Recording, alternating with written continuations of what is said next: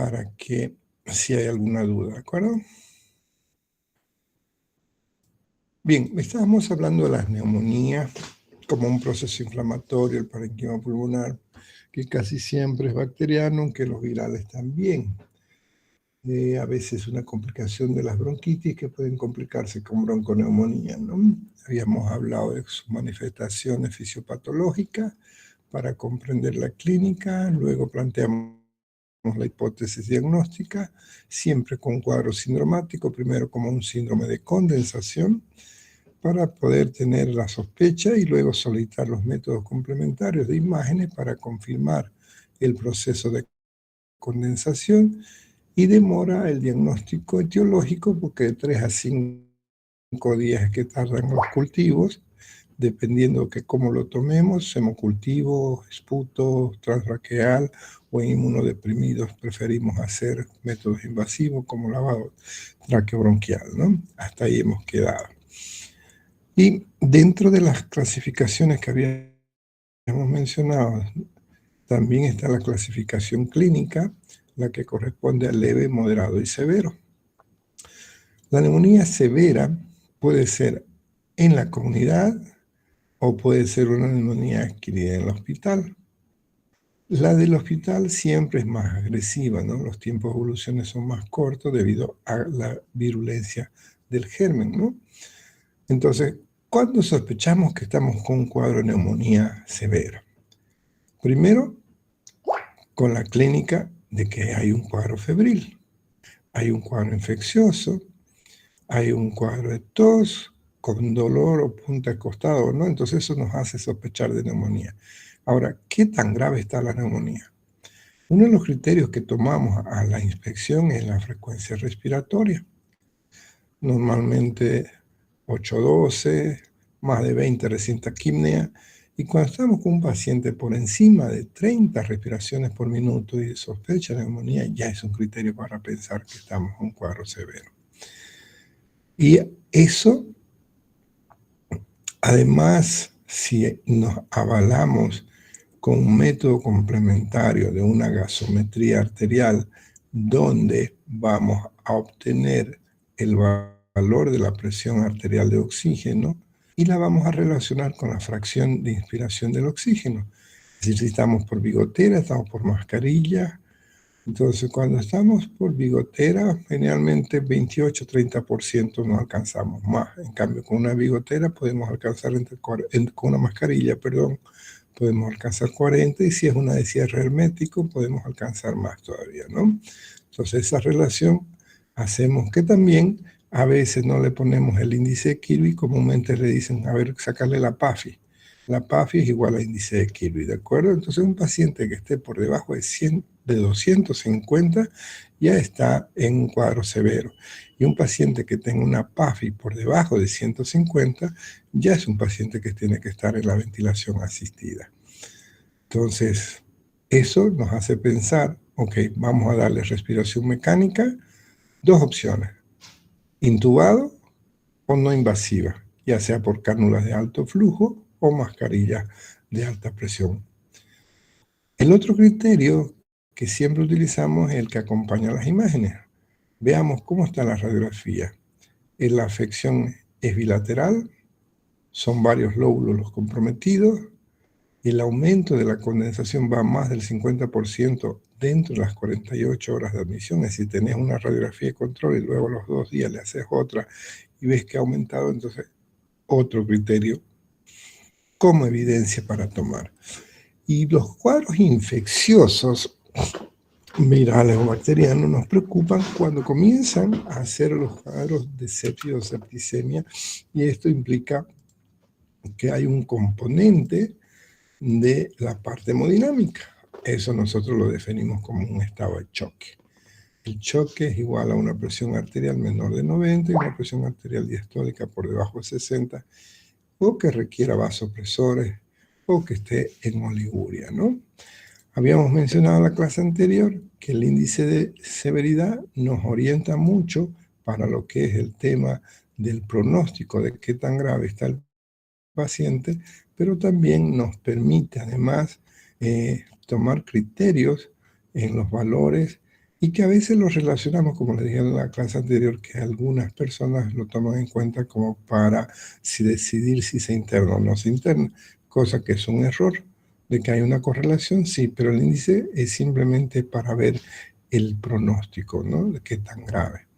Entonces, siempre vamos a hacer los diagnósticos diferenciales con el mapa conceptual y ahí definimos. Y habíamos quedado que para dar de alta a un paciente tendríamos que criterio que no esté haciendo fiebre, que ya no esté usando oxígeno, que el hemograma ya no esté con leucocitosis. No significa que ha terminado el tratamiento, pero es mejor que lo demos de alta para que el tratamiento pueda ser manejado ambulatoriamente hasta completar. Por eso cuando estamos en tratamiento en el hospital, buscamos medicamentos que después se puedan descalar a vía oral de las mismas moléculas, es decir, que puede ser un betalactámico, parenteral para pasarlo a un vía oral, ¿no? Entonces, el éxito del tratamiento, recuerden, es empezar con tratamiento empírico. Es decir, no voy a esperar que me lleguen los cultivos. Tengo que iniciar el tratamiento. Y el otro criterio que hemos dicho es las características de qué cosa, ¿se acuerdan? El huésped, ¿no? Si es un paciente inmunodeprimido o es un paciente inmunocompetente. En los pacientes inmunodeprimidos vamos a ir entre 2 a 3 semanas de tratamiento, dependiendo del germen, y a veces podemos hacer más tiempo, ¿no? Entonces, ¿qué hacemos en un paciente ambulatorio?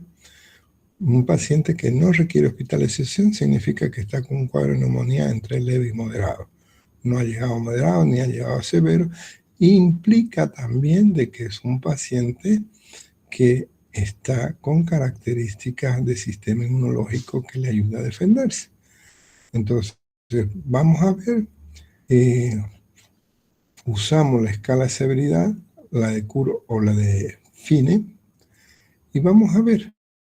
Si vamos a empezar con un ambulatorio por una neumonía adquirida, significa que estamos pensando primero en un germen del grupo de los gram positivos. Entonces, gram positivo le cubre muy bien los betalactámicos. Entonces, ¿cómo va a ser ambulatorio? Voy a hacer por vía oral. Entonces, ¿qué es lo primero que le voy a decir? Al paciente, mire, tiene que estar en reposo, una alimentación liviana, que no sea pesada para comer, porque como se cansa, que nos valoramos las características, el apetito. Si no hay apetito, le fraccionamos la comida para que coma de a poco, pero que coma fraccionado para que tenga por lo menos las 1500 calorías que se requieren, ¿no? Luego, oxígeno no le damos, porque si tendría criterio de oxígeno sería hospitalizado. Después le vamos a poner suero, no, porque la tolera bien la vía oral. Entonces, medicamento, le hago su receta, RP, como se llama, don José Carlos Ríos. Le voy a dar primero el nombre del producto. Vamos a ver, amoxicilina. Amoxicilina, ¿de cuánto? ¿De 500 o de 1 gramo? Depende del peso del paciente, ¿no? Es poco peso, 500. Un paciente que pesa de 70 puede irme con gramos, ¿no? Entonces, amoxicilina de 500 miligramos. ¿Cuántos voy a comprar? Si va a tomar 1 gramo, son 2 tabletas, o directamente le pido de 1 gramo. Entonces pongo la cantidad. Amoxicilina de 1 gramo, comprimidos o cápsulas, número 20. Abajito, tomar una tableta cada 8 horas. Si por alguna razón es alérgico al beta-lactámico, pues usamos un macrólido. Puede ser acitroclario o telitromicina, o alternativa una tetraciclina, lo que hemos aprendido en farmacología. Si voy a usar claritromicina en comprimidos de 500 miligramos, compro para 3 días para ver si lo tolera, y a los 3 días va a volver a control para ver si el paciente requiere hospitalización o mantenemos. No le doy para los 7 días porque necesito controlarlo al paciente. Entonces le doy para 3 días. Le doy 6 tabletas y pongo tomar una cada 12 horas.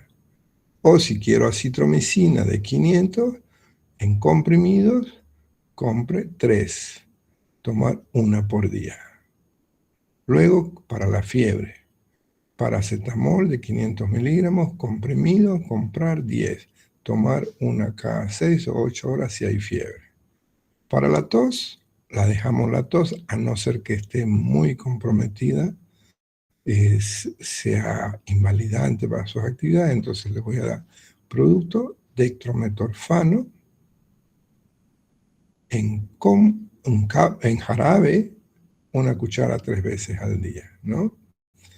Entonces, yo decido qué antibiótico en base a qué tipo de neumonía estoy sospechando. Recuerden, ambulatorio es una neumonía en la comunidad, en un huésped inmunocompetente, por lo tanto, mi primera alternativa empíricamente es pensar en un germen del grupo de los neumococos de los gram positivos. Si por X razones no tolera el medicamento alternativo, podemos usar tetraciclina sintética, como es la doxiciclina, 100 miligramos cada 12 horas, y alternativas que las dejamos para última instancia, las quinolonas, ante la posibilidad que no sea una tuberculosis, sino que no sea una neumonía, sino que sea una tuberculosis. Entonces, en la tuberculosis vamos a aprender que no usamos las quinolonas porque son medicamentos para la segunda línea. Pero si estoy seguro que no es, ok, amoxi, moxifloxacino, gatifloxacino, o levofloxacino o ciprofloxacino, dependiendo de tu experiencia que tengas y las características económicas del paciente. Todo esto, el manejo de los antibióticos, no voy a entrar en detalle porque eso ya lo aprendieron en farmacología, ¿no? Si el paciente tiene factores de riesgo y con comorbilidades, pero un cuadro leve, ok, ahí combino antibióticos. Le doy un beta-lactámico con un macrólido. Por ejemplo, amoxicilina. Aquí hay un error en este libro. Generalmente la amoxicilina en nuestro medio la encontramos con ácido clavulánico. Sí está bien, el clavulanato es lo mismo, ácido clavulánico. Amoxicilina, 1 gramo cada 12 horas, sumando. Entonces, con estos dos estoy ampliando el espectro, ¿sí? Alternativa, irnos a una cefalosporina, como es la cefuroxima, le vamos a dar 500 miligramos o 400 cada 12 horas, más la claritromicina. Es decir, estamos ampliando el espectro. Esto en personas, en huésped que son inmunocompetentes.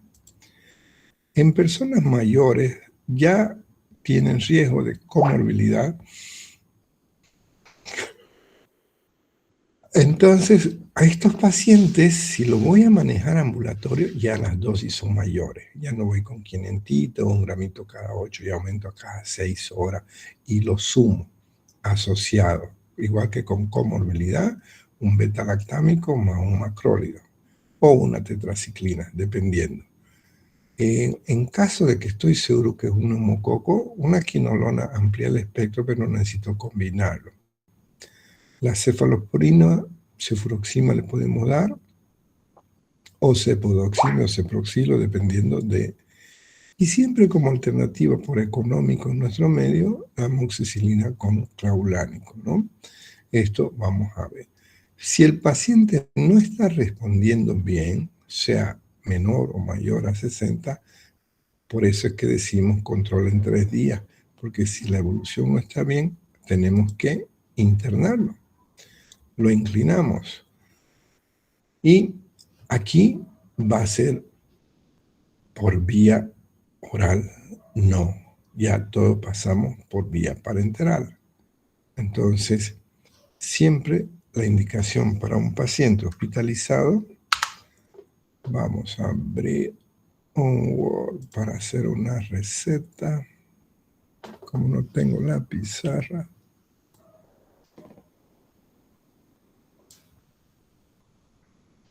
pam, pam.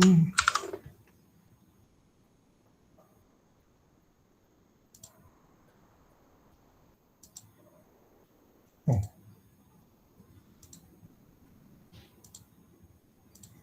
No está queriendo aceptar dictado. Ok, lo escribí bien. Primero, indicaciones médicas. Pero tengo que compartir esto que estoy mostrando.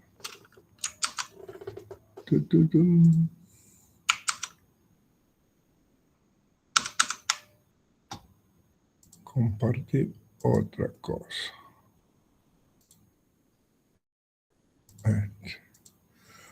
Indicaciones médicas o tratamiento médico o órdenes médicas es lo mismo, ¿ya? Indicaciones. Entonces, primero voy a colocar siempre el sufijo RP, que significa prescripción registrada. Y ponemos el nombre del paciente. Vamos a ver que se llama Don Mario Cannavidi. Fecha y hora, siempre. Acostumbro a poner ítem por número. Primero, la dieta. Tiene poco apetito, tiene buen apetito, usted define. Dieta blanda, generalmente, que sea, si tiene otra enfermedad, le agregamos que sea para diabético, para renal, etc. Luego va la posición en reposo relativo. Luego, si está hospitalizado, es porque necesita oxígeno. Oxígeno, ¿cómo se lo voy a dar? En bigotera o mascarilla, dependiendo de cómo está la saturación de oxígeno o la gasometría por minuto. De ahí, sus antibióticos, Ringer, el nombre del producto, normal, su presentación, de cuánto, de 1000, y le vamos a poner a 20 gotas por minuto. 20 gotas es un ml, entonces son 60 ml por minuto. En una hora son 60, en 10 horas son 600, en 20 horas son 1200. Entonces estamos hablando de 1500 o 2000. Más la dieta está dentro de lo que corresponde. Y el antibiótico, ¿cuál le voy a dar? Recuerden que ya está hospitalizado. Aunque no me arriesgo, porque si lo hospitalizo es porque es un paciente más grave o con comorbilidad. Nombre del producto, primero, ceftriaxona. ¿En qué? En ampolla. ¿De cuánto? De 1 gramo. ¿Cómo se lo voy a dar? Diluir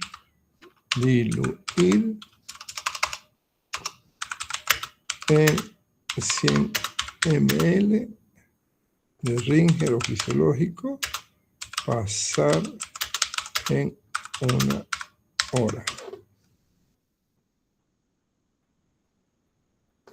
Endovenoso. ¿Lo combinamos?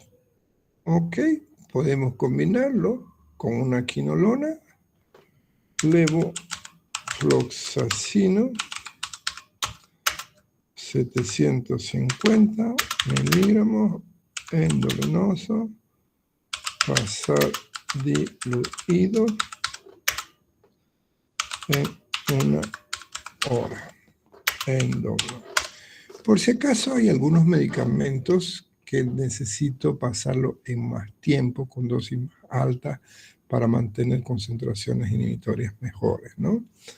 Luego le damos para la fiebre, dipirona. ¿En qué? En ampolla. ¿De cuánto? De 1 gramo. Aplicar lento, caso de fiebre. Le ayudamos con algo para la tos, dextrometorfano el producto. ¿En qué? En jarabe, 1 cuchara cada 8 horas. Con eso estoy tratando mi cuadro neumónico. Y como lo estoy hospitalizando, vamos a pedir el laboratorio. Esto hemos hablado en métodos complementarios. Vamos a hacer un hemograma. Le vamos a pedir una urea con creatinina, un ionograma, un cultivo de esputo, tinción de Gram, cultivo de esputo, tinción de gram, hemocultivo, de preferencia si se puede, atípica, que nos falta la glicemia, por si es diabético, hepatograma, que es las TGO, TGP, mejor se lo escribo porque la enfermera no sabe, TGO, TGP, gamma glucosaminotransferasa, bilirrubina total y directa. Con esto estoy midiendo cómo está. Un examen de orina, una vaciloscopía seriada por si acaso y una prueba de HIV. Le pedimos una radio X de tórax, PA, de pie en inspiración, o mejor le pongo completo una teleradiografía de tórax. Si tengo dudas, en vez de esto, ¿qué le pido? Mejor una TAC de tórax sin contraste. No le pido las dos, o una o la otra, ¿sí? Y luego pido una interconsulta con neumólogo para que me ayude. Y de ahí ponemos la firma, el nombre del médico y sello. Esa es la indicación médica que habitualmente hacemos. Y de ahí va a salir tu receta, RP, Mario Cannaviri, que vas a comprar, el oxígeno no, la bigotera tampoco, el Ringer. Ok, le pongo 1, solución Ringer normal de 1000, 3 sueros. Equipo de suero 1, bránula número 22 o 20 o 18, dependiendo de la cantidad de líquido que quiero meter, número 1. De ahí ceftriaxona, el producto, ¿en qué? En ampolla, ¿de cuánto? De 1 gramo, ¿cuánto voy a comprar? Si estoy poniéndole cada 12 horas, le pido 3. ¿Por qué 3? Porque uno para la mañana, uno para la noche y otro para la mañana, porque cuando yo venga a pasar visita ya tenga su dosis de la mañana. Luego la levofloxacina, nombre del producto levofloxacina, ¿de cuánto? 750. ¿En qué? En ampollas EB. ¿Cuánto voy a comprar? Cada 12 horas.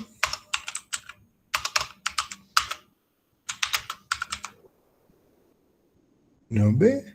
Luego la receta le pido, todo lo que he indicado, hago mi receta. Y después las órdenes de laboratorio en un RP, nombre de tu paciente, hemograma de SMURE, lo que es imagen en otra hora. ¿De acuerdo? Ok, sigamos con la presentación. Presentar otra cosa.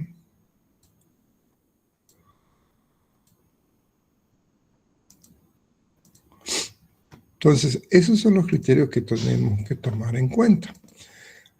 Ahora, recuerden que hay alternativas, ¿no? Si depende del germen que estés pensando, ¿no? Si estás pensando anaerobio, en pulmones, una penicilina benzatínica, no, mejor la sódica, la cristalina, que vamos a dar cada 4 horas, ¿no? Sumando. Entonces, siempre hay alternativas.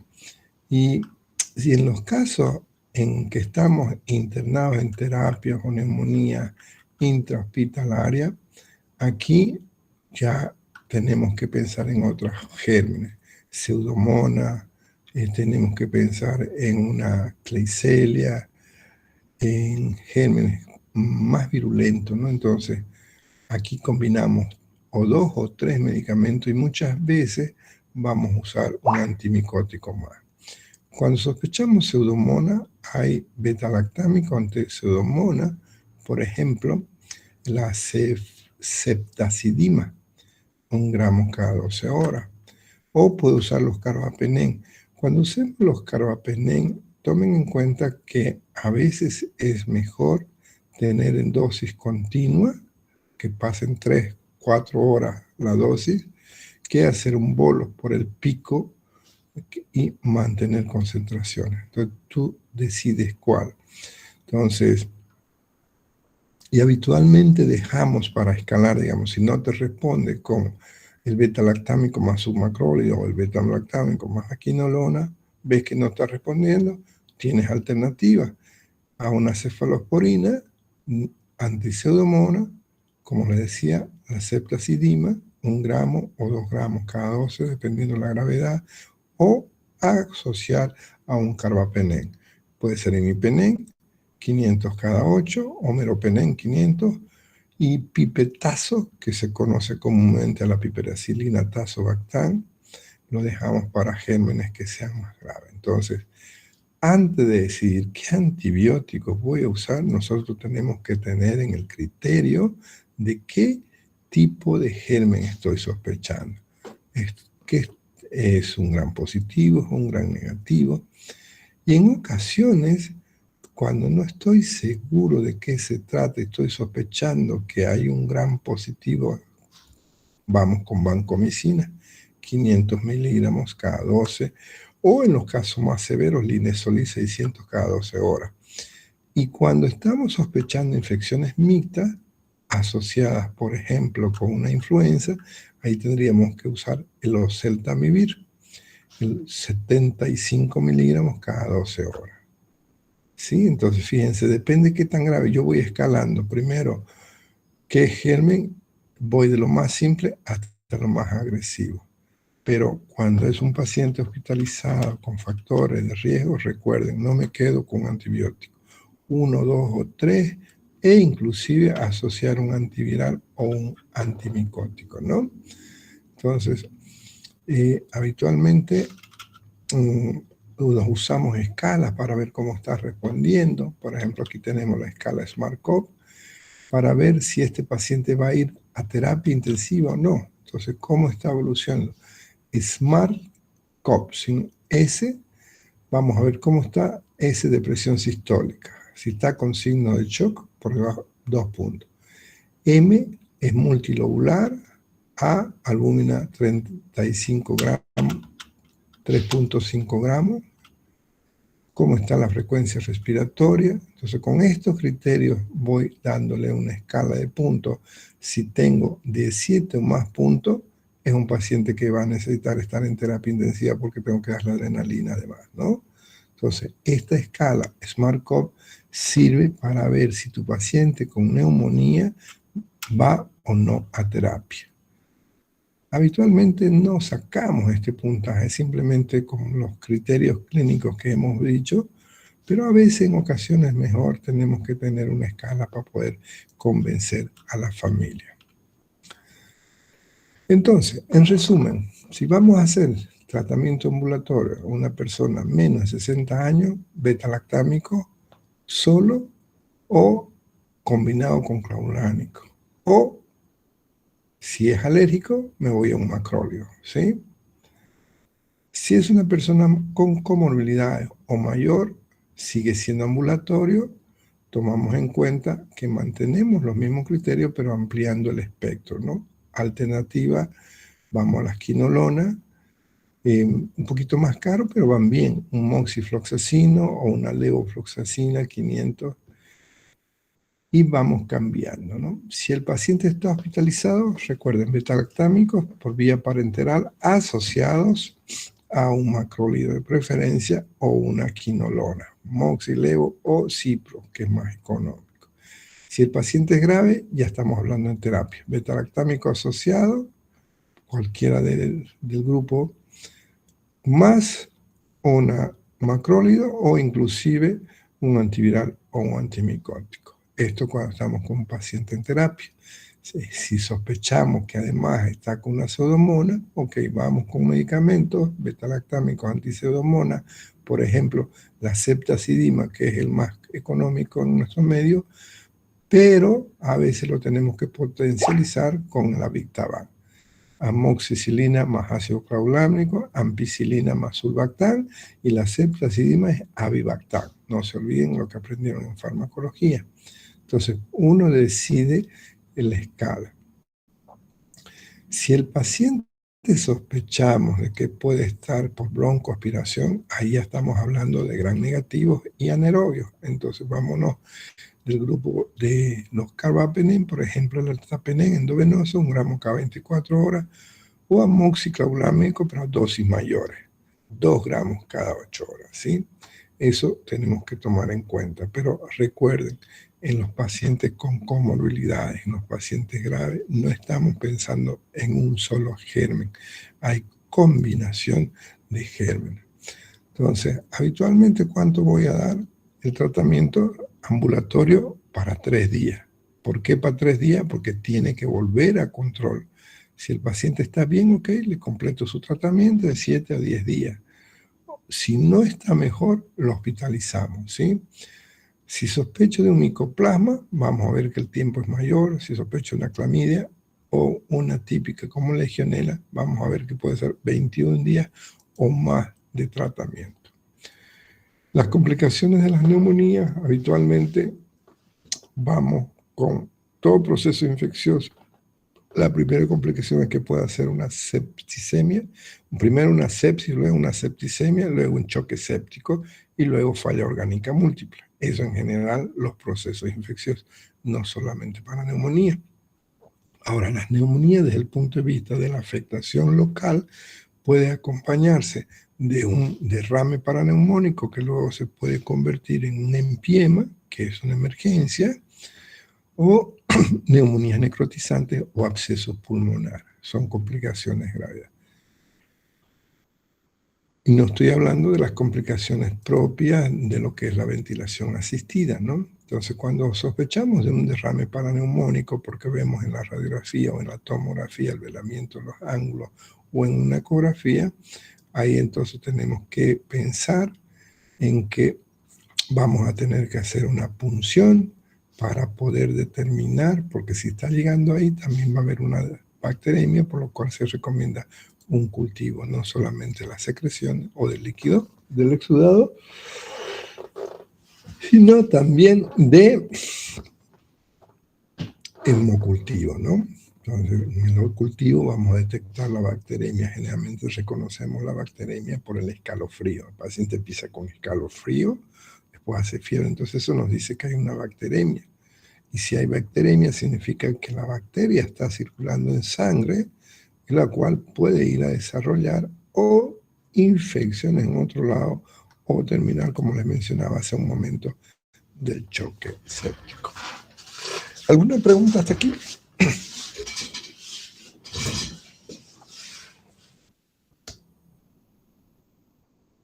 Ok, queda claro.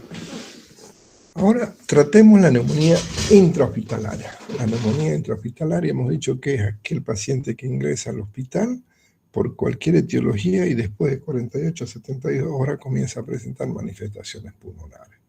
Algunos dicen más de 72 horas, otros libros, por ejemplo, nos hablan más de 48 horas. Este libro con rojito es el Curren, ¿sí? Cuando estamos hablando de las neumonías intrahospitalarias, también tenemos que pensar en las neumonías asociadas a ventilador. A veces tú intubas a tu paciente para una cirugía, lo ventilas y después termina con una neumonía. Entonces, eso siempre hay que considerar. Entonces, aquí vamos a escoger alternativas. Son pacientes más graves.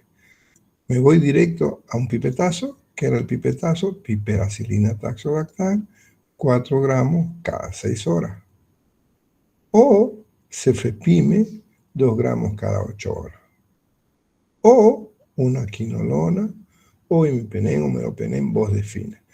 Pero en general, cuando el paciente está grave, mejor combinado. El beta-lactámico, o sea, la pipe, o sea, la cefe, ¿con quién?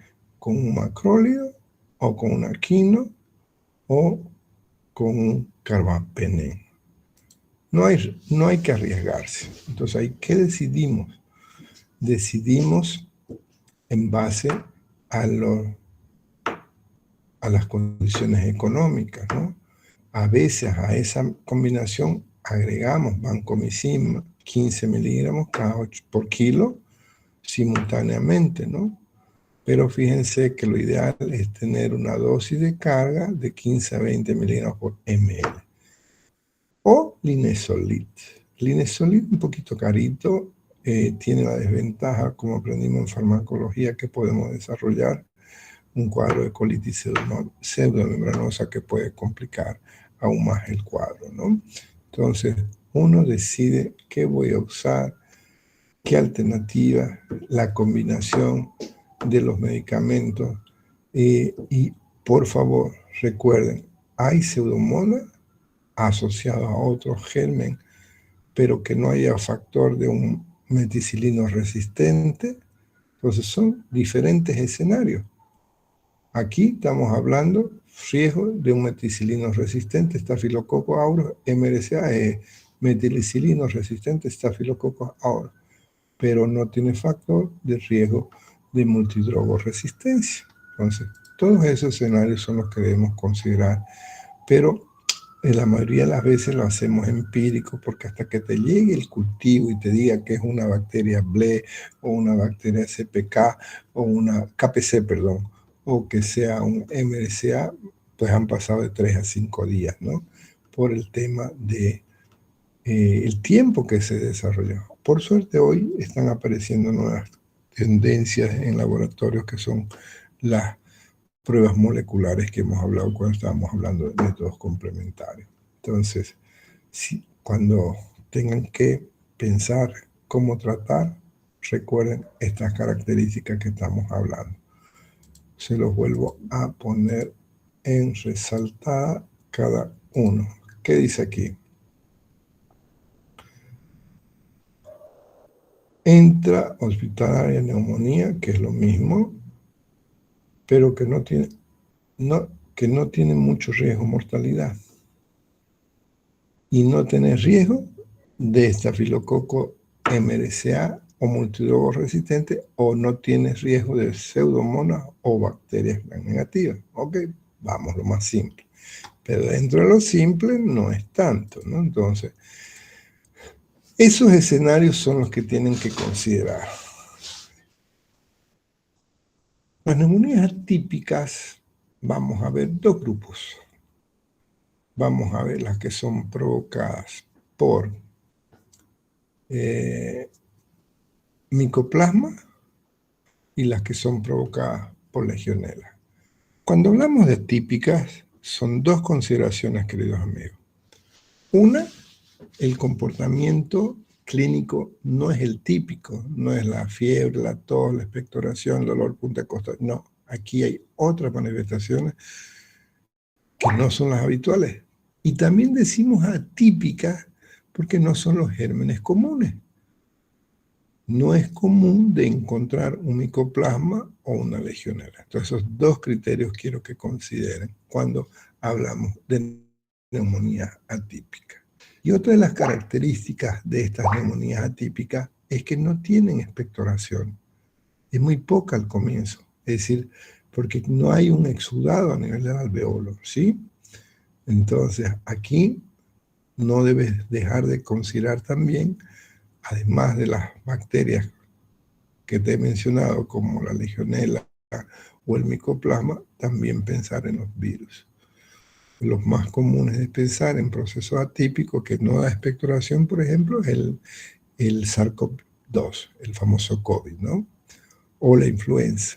Entonces, si hablamos específicamente de la legionela, la epidemiología de qué se trata esta bacteria, y fíjense en la radiografía de un paciente con un cuadro de legionela.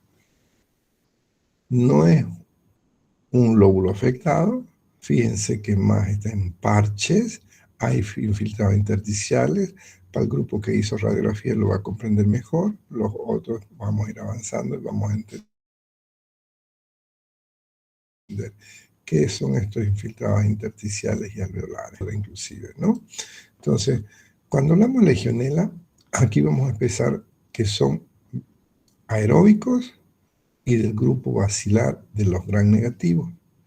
No crecen cultivos de rutina, por lo tanto vamos a demorar o hay que pedir un cultivo específico.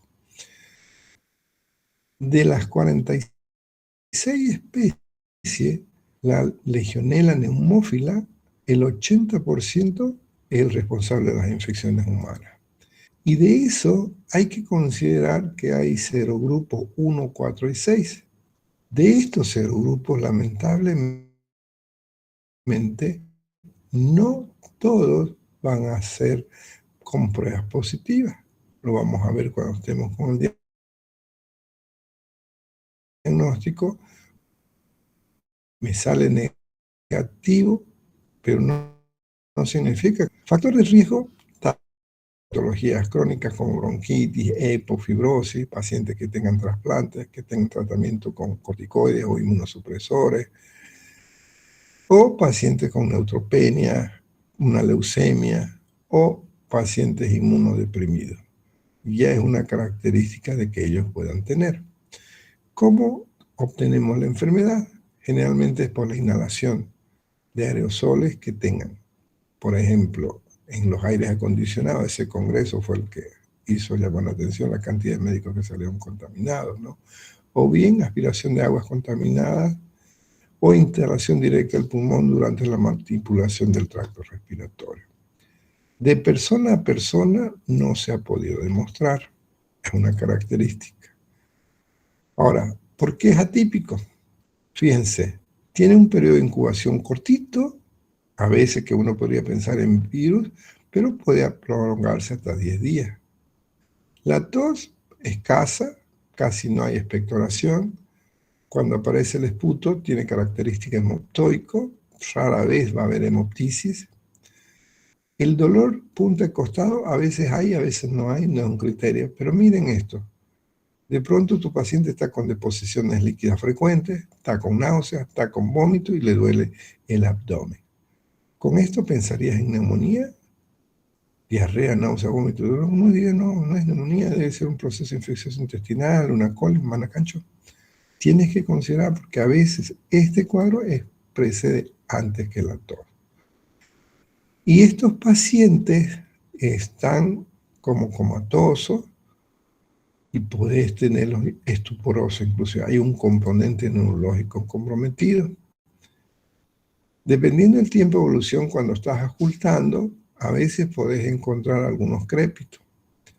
Y la fiebre, cuando está presente, que es lo habitual, es hipertermia, más de 40 grados, asusta. Y llama la atención que la frecuencia cardíaca, que debería estar aumentada por la fiebre, más bien tienen una tendencia a bradicardia.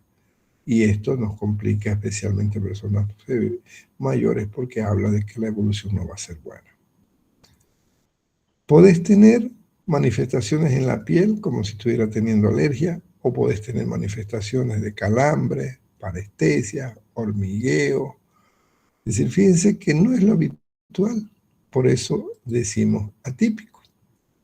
En los laboratorios, trombocitopenia, plaquetas bajas, puede tener leucocitosis que sugiere una infección, 10.000, 12.000, 13.000, fosfato cae, el sodio cae, aquí podría ser la causa de por qué la alteración del estado neurológico, y podemos complicarnos con signos de coagulación intravascular diseminada, el paciente comienza a sangrar, en el examen de orina comenzás a ver cilindros que te hacen sospechar de una glomerulitis, en el examen de orina empezás a ver la orina como Coca-Cola, que empiezas a pensar en una rhabdomiólisis, una lesión muscular, vas a ver la CPK, y puede también alterar la función hepática. Vas a ver que sus TG o TGP comienzan a alterarse, las bilirrubinas comienzan a subirse. Entonces, fíjense que no es el componente que esperamos de una neumonía. La radiografía presenta anormalidad. Perdón, eso es frío. El patrón más frecuente es los infiltrados, como les mostré, en parches, y de ahí va a ir a consolidación. Y en pacientes inmunodeprimidos pueden ser más ubicados en la base. ¿Puede haber cavernas? Sí, puede haber cavernas, especialmente los pacientes que reciben corticoides. Y algo que hay que enseñarle al paciente es que una vez que él se sienta bien y que mejore con el tratamiento, los controles de la radiografía pueden salir todavía comprometidos. Entonces, a veces el paciente se asusta o el médico aprovecha para que venga el paciente a pagar la consulta. Le dice, no, mire, sigue la mancha, va a venir, tenemos que hacer. No, no se preocupe. eso va a ir desapareciendo. Y para poder definir que tenemos una legionela, ahí tenemos que hacer un cultivo específico. De preferencia vamos a pedir una PCR, no proteína C reactiva, sino reacción en cadena polimerasa transcriptasa, para tratar de determinar qué cepa. El cultivo de 3 a 5 días, como hemos dicho, y no es muy sensible, apenas entre el 70 a 80 si es que hay expectoración. Ahora, estos pacientes de legionela es donde vamos a pedir un examen de orina. ¿Cómo examen de orina para pulmón? Sí, señor. Vamos a pedir un antígeno urinario y que tiene una sensibilidad del 70%, es decir, que vas a encontrar 30% de falsos negativos, pero cuando se presenta, sí o sí es la enfermedad, porque es 100% de específico. Pero hay que esperar entre el 5 a 7 días para poder tener el valor más certero. Podemos tener detectarlo hasta 6 meses. Pero miren esto. Serogrupo 1. El 4 y el 6 lamentablemente no se detecta. Puede tener tu paciente la neumonía por legionela, pero de otro serogrupo, que te va a salir negativo y vas a entrar en complicaciones porque no vas a saber qué hacer. Podemos pedir pruebas de antígenos, la sensibilidad 50-70, serología 1 en 28 o mayor ya es positivo, y lamentablemente la proteína C reactiva tiene poca sensibilidad. Esta radiografía, ¿normal o anormal? Recién está empezando el cuadro. Miren, el infiltrado en la base, hilio, trama conservada, prehilio, trama conservada, pero aquí hay un reforzamiento. Aquí está empezando el cuadro. Aquí tuvimos una neumonía típica, una paciente en que la radiografía era normal. Era normal porque la lesión estaba por detrás. Teníamos la prótesis mamaria que nos reforzaba y detrás del mediastino estaba la lesión. Y salía normal. De pronto la paciente con fiebre, seguía con disnea, empezó a tener estrabismo, se puso visca y wow, dijimos, ¿qué está pasando? Ya con esas presentaciones atípicas buscamos y encontramos una legionela. No es lo habitual. La radiografía, normal. Pero la tomografía nos orienta. Cuando hablemos de tomografía vamos a ver que esta es una ventana pulmonar con corte axial y esta es una ventana mediastínica con corte axial también. Estos son las mamas protésicas, la de silicona, el contraste que se aprecia muy bien y la lesión que se apreciaba. El otro grupo de las neumonías atípicas, les decía, es el micoplasma neumonía. Este micoplasma es interesante porque hay una respuesta mediada. Hay personas, hay niños, por ejemplo, que salen positivos, no tienen manifestaciones. Hay otras personas que las manifestaciones clínicas son muy floridas, se lo ve grave, le hace la radiografía, pero una manchita. Hay otros pacientes que tienen tremenda consolidación y casi no sienten nada, porque hay una respuesta mediada que te puede afectar, como vamos a ver enseguida, sangre, músculos, riñones, cerebro, etc. Entonces, es algo que tenemos que considerar. Y como aprendieron en bacteriología, existen diferentes tipos de micoplasma o de estos molicutes, ¿no? Pero lo que nos interesa a nosotros, en el ser humano, generalmente es el micoplasma, el pneumoniae, el hominis y el urelaticum. El micoplasma pneumoniae es el principal sospechoso de las neumonías atípicas. ¿Cómo obtenemos la enfermedad?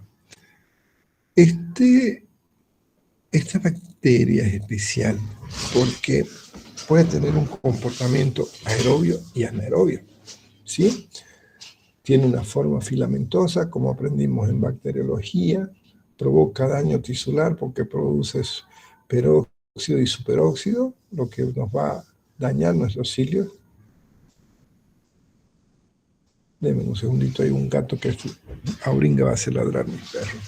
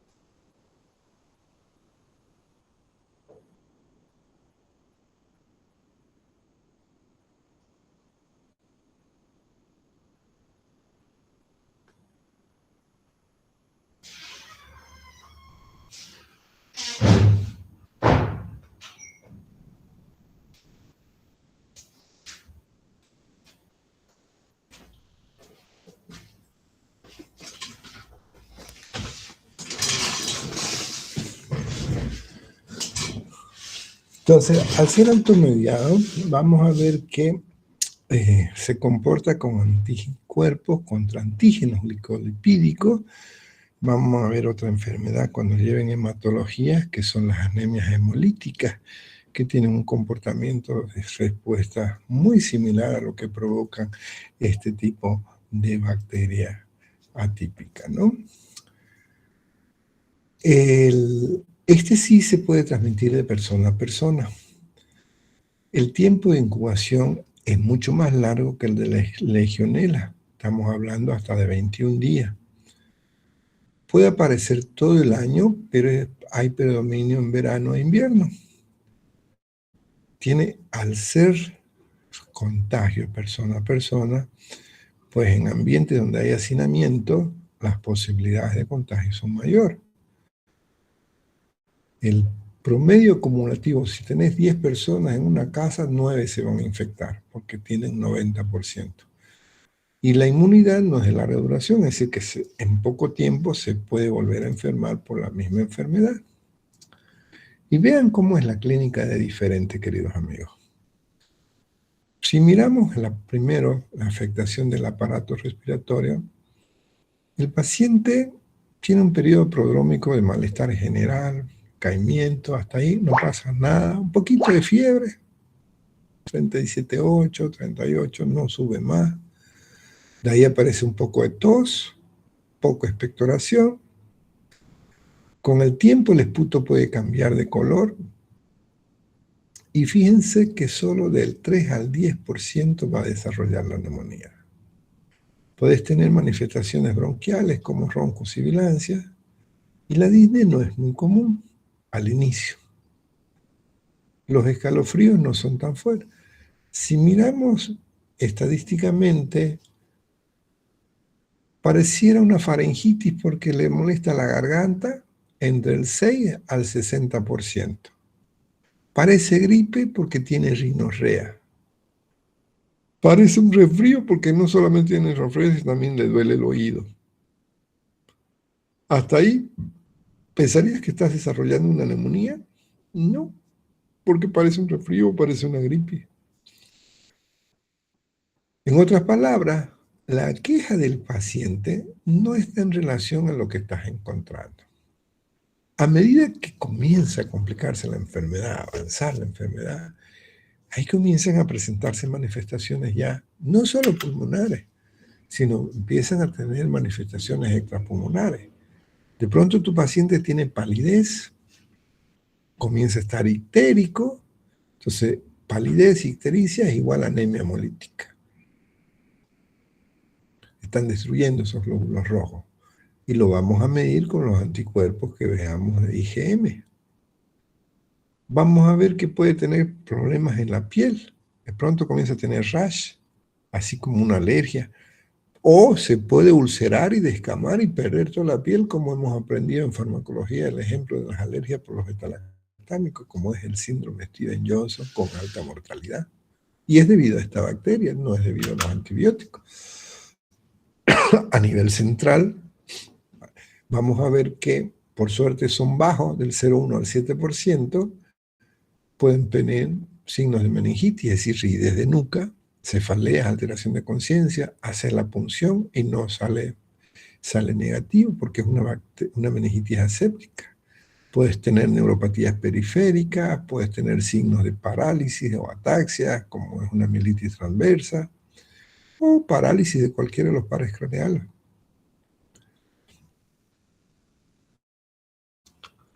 A nivel digestivo, nada específico, pero inclusive puede sospechar una pancreatitis, es decir, un dolor intenso en epigastrio irradiado hacia la espalda, en cinturón, como pancreatitis uno puede pensar.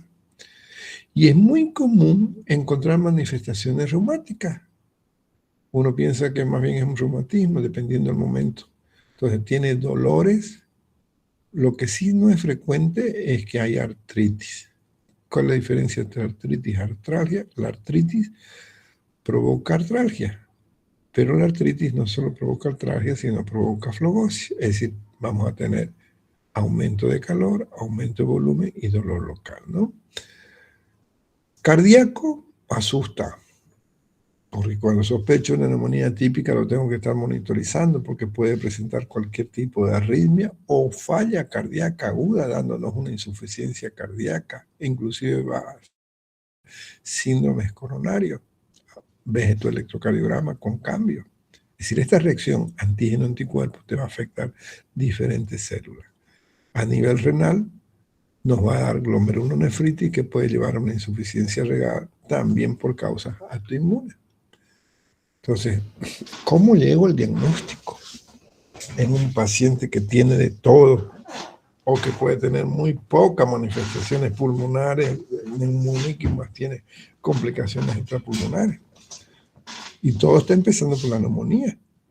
Si yo trato el germen, la micoplasma, se van a acabar todas las manifestaciones. Entonces, primero tengo que confirmar mi diagnóstico. Y aquí, cuando sospecho micoplasma, no voy a pedir cultivos, por favor. No bacteriológica, no cultivo. Porque vamos a pedir pruebas de aglutinina fría. Vamos a pedir como si estuviéramos pidiendo para una anemia hemolítica. Y vamos a ver que estos títulos van a estar elevados, especialmente cuando hay hemólisis, hasta 1 en 50.000. Pero diagnóstico diferencial también hay que considerar porque la mononucleosis o citomegalovirus o otros virus también te pueden dar elevados, igual que los linfomas o patologías del colágeno como un lupus. Entonces a veces no es tan fácil el diagnóstico, pero lo tengo que sospechar. ¿Pedimos prueba de fijación de complementos? Sí, esto nos ayuda mucho para Mycoplasma pneumoniae. Vamos a medir la IgM, que nos dice que el cuadro está agudo, y el IgG ya cuando está pasando. Pero hay que tomar en cuenta que los títulos de anticuerpos se incrementan a partir del 7º o 9º día, y el pico alcanza 3 semanas a 4. ¿Podemos pedir pruebas de ELISA? Sí, también vamos a pedir serología, que vamos a ver la IgG e IgM del Mycoplasma pneumoniae. ¿Podemos detectar antígenos? Sí, se puede en etapa temprana. Y lo ideal es pedir una reacción en cadena de polimerasa para detectar su DNA genómico. Su sensibilidad alcanza el 92 y la especificidad del 98%. Ese es el ideal. Se puede pedir. Normalmente lo pedimos como panel molecular. Molecular por la variación de la reacción en cadena, ¿sí? Entonces, el hemograma, si estamos sospechando de hemólisis, vamos a tener los glóbulos blancos, rojos bajos, y siempre vamos a pedir también los reticulocitos, porque los reticulocitos, mientras se está destruyendo, están formándose de formas jóvenes. Eso nos dice. Los blancos pueden estar normal. Miren, la mayoría de los pacientes va a estar normal. La prueba de CUM positiva como la anemia hemolítica, directa o indirecta. Las plaquetas pueden estar elevadas dando trombocitosis, especialmente en la fase aguda, pero en ocasiones, raramente, pero vas a tener a la inversa, plaquetas bajas. Como hay manifestaciones neurológicas, nos vamos a ver obligados a pedir una punción lumbar para ver cómo está el líquido cefalorraquídeo. Ahí vamos a ver una pleocitosis. ¿Qué es pleocitosis? El incremento de la celularidad en el líquido. 0,4 normal, aquí vamos a ver que están aumentadas a predominio de los mononucleares linfocíticos. Vamos a ver las proteínas mayor de 4 van elevadas y la glucosa puede estar normal. Aquí nos salta un poco lo que ya dijimos hace un momento, que tenemos una meningitis aséptica. Podemos aislar en un cultivo el Mycoplasma pneumoniae, en laboratorios especiales se podría. Ayuda mucho la radiografía, las imágenes. Hay 4 patrones radiológicos. Puede haber un patrón de neumonía, de bronconeumonía, de atelectasia, de infiltrados nodulares o alteración mediastina por adenopatías ileares. El derrame pleural no es tan raro y rara vez se complica por un micoplasma o un empiema. Entonces, patología, ¿cómo la sospechamos? De una neumonía típica por micoplasma, por las características extrapulmonares y las lesiones atípicas. Es decir, no es un lóbulo condensado, son múltiples con diferentes, dependiendo del momento que estemos encontrando. Esto cuando estemos hablando de radiografía van a entender un poquito cuando sospechamos atelectasia, que son imágenes radiopacas, sin broncograma. Entonces lo vamos a entender mejor en la práctica. Entonces, como estoy sospechando de una neumonía típica, que no sé si es legionela o si es micoplasma, otra vez tratamiento empírico. Y aquí vamos a utilizar macrólidos del grupo de la eritromicina o la claritromicina o la citromicina más nuevo, o del grupo de la tetraciclina, como es la doxiciclina sintética. Entonces, si el paciente lo hospitalizamos, vamos a dar dosis alta de un macrólido, por ejemplo, eritromicina, 1 gramo cada 6 horas endovenoso. Esto cubre legionela, micoplasma y clamidia. No tengo la certeza cuál de los dos. No puedo usar estos por X motivo. Ok, vamos con tetraciclina. Doxiciclina, 100 miligramos endovenoso, que te va a cubrir principalmente clamidia. Quinolonas no las recomendamos solo si sospechas de legionela. No recomendamos para micoplasma, que se les quede claro. Y también, por favor, recuerden, las quinolonas las evitamos ante la posibilidad de una tuberculosis, porque lo vamos a usar en los de segunda línea. ¿Qué hora es? 9:03. Tenemos tiempo. Ahora, si confirmo que se trata de un micoplasma, no una legionela, ok, más fácil. Dependiendo, cuando digo más fácil, me refiero a escoger el antibiótico, no a más fácil, porque el paciente puede estar muy grave. Entonces, puede ser o un macrólido o una tetra. Ustedes deciden cuál vas a escoger. Lo que sí se recomienda, la citromicina, porque se ha notado que es superior al eritro y a la clari, y además que es mejor tolerado. Vamos a usar 500 miligramos 1 o 2 veces al día, dependiendo de la gravedad del paciente. Entonces, cualquiera de los dos puede escoger. No lo combino, porque no hace falta, es sensible. Ahora, para la anemia hemolítica, hasta que vaya destruyendo la bacteria, hay que bloquear esa reacción antígeno-anticuerpo. Entonces hay que calentar al paciente y hacer plasmaféresis. Si no, no hay chance. Te va a morir el paciente por anemia y no por la neumonía. Si es un problema del sistema nervioso asociado, ok, vamos con corticoides. 1 gramo de metilprednisolona o pulso si quieren. Hacemos 1 gramo cada 12 horas durante 3 días como pulso y luego bajamos la dosis. Puedo, si el caso no está tan grave, usar AINES, diclofenaco, ibuprofeno, naproxeno, el que ustedes decidan, y asociamos con un diurético. Pero si el componente neurológico está muy comprometido, lo ideal es hacer plasmaféresis o cambio de plasma. No recomendamos betalactámicos ni aminoglucósidos, no funciona para legionela. Sí, macrólidos, por eso es que cuando no sé si es el uno o el otro, íbamos con macrólidos o quinolonas, ¿no ves? Ahora, si estoy seguro que es una legionela porque me salió la prueba en orina el antígeno, muy bien, ahí vamos a ver que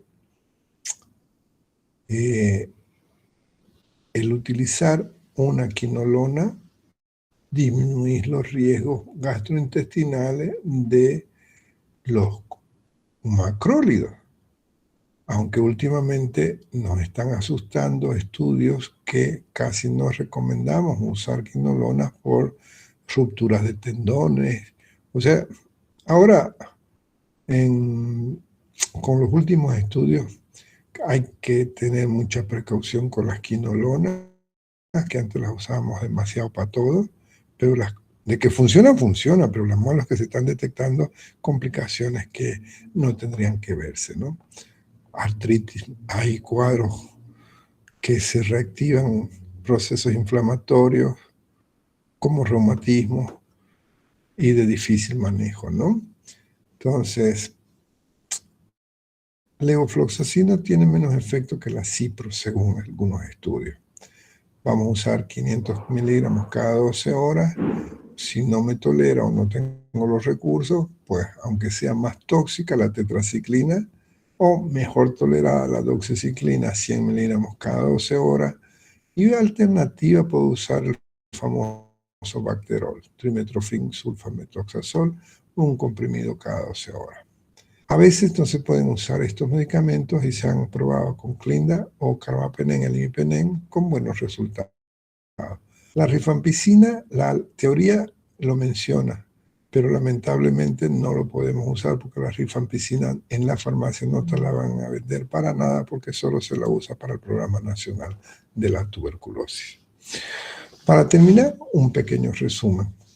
Esto que les dije en la anterior clase, queridos amigos, no se olviden.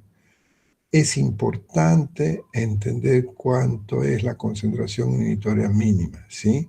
Porque varía si el paciente es susceptible, si la bacteria es susceptible o es resistente.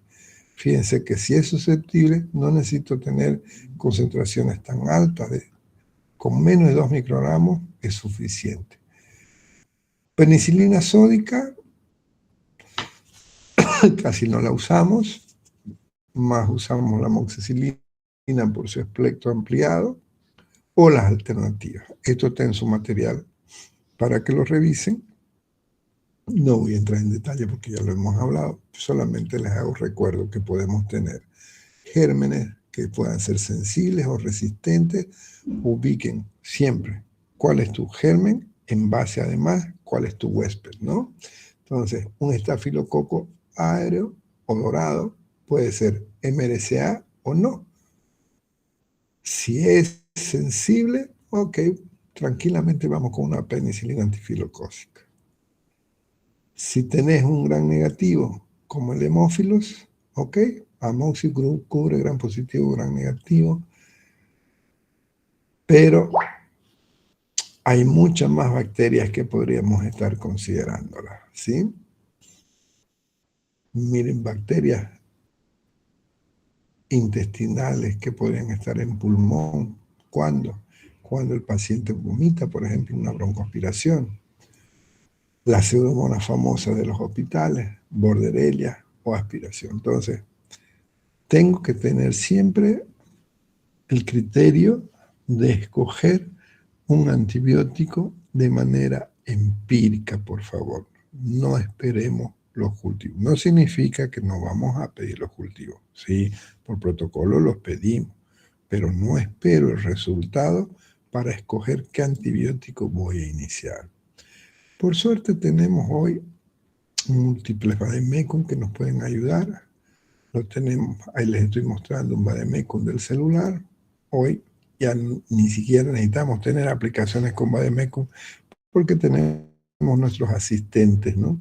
La famosa inteligencia artificial, que se recomiendo más, que es Open Evidence, cuando querramos consultar por un germen que tengamos dudas. Entonces, va bien con el asistente de Open Evidence. ¿Cuándo decimos que nuestro paciente está estable clínicamente? Hay unos criterios de Halm. Si no tenés taquicardia, tu paciente ya no está taquimneico, no está haciendo fiebre, hemodinámicamente estable, buena presión sistólica y diastólica, está saturando bien, consciente, no requiere oxígeno, ok, está mejor tu paciente, puedes dejarlo de alta, porque no va a estar los 7 o 10 días o 21 días o más en el hospital recibiendo el tratamiento si está mejor. Pero por si acaso, a veces tu paciente se complica y está meses. ¿Pregunta?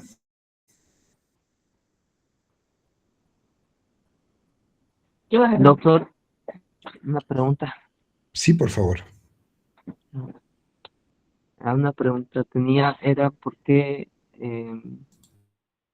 bueno, interesante, no se debe dar la quinta generación, ¿no? Porque puede hacer resistencia. Siempre es bueno comenzar con la primera, en este caso cotrimazosona más la penicilina a un paciente así. No es tanto así, querido amigo. La resistencia generalmente se adquiere es porque no usamos apropiadamente. Vos puedes agarrar y matar una chaicita con una onda y también con una escopeta. Un neumococo lo puedes acabar con una amoxicilina o una penicilina sódica, pero también lo puedes acabar con una vancomicina. Lo que trato de decirte es que la resistencia se va a hacer cuando lo usas inapropiadamente. En vez de darle el tiempo completo de tratamiento, se lo das cortito porque ya el paciente está bien. Pero puede hacer resistencia con cualquiera. Ahora, de preferencia, usamos moléculas que no son tan nuevas. Pero hoy está cambiando. Si usted va a Estados Unidos, ahorita ellos están volviendo a usar antibióticos antiguos, porque los nuevos ya no le hacen nada. Aquí todavía nosotros estamos en esa interacción del traspaso, porque con el uso de antibióticos en las granjas, para los animales, para los cerdos, para las aves, para que no se infecten, nosotros los estamos comiendo esos antibióticos en dosis mínima, entonces de alguna manera estamos favoreciendo también a esa resistencia.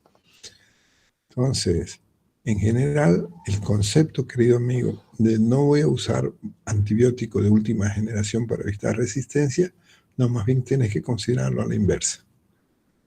Cuando voy a usar un antibiótico es cuando sospecho que tengo un germen que es resistente al antibiótico estándar. Por eso es que les comentaba que cuando vamos a usar un tratamiento, y no solo para la neumonía, donde voy a usar un antibiótico, solo doy receta para 3 días, para ver cómo está y para que, lamentablemente, la mayoría de las personas en nuestro medio, ¿qué es lo que hace? Al tercer día se sienten bien y ya no vuelven, ¿no? Vuelven después de 5 o 7 días cuando la enfermedad se complicó. Y ahí ya probablemente ese germen va a ser resistente. Pero daría lo mismo si le doy una vancomicina o le doy una tazobactam, si el paciente no va a cumplir.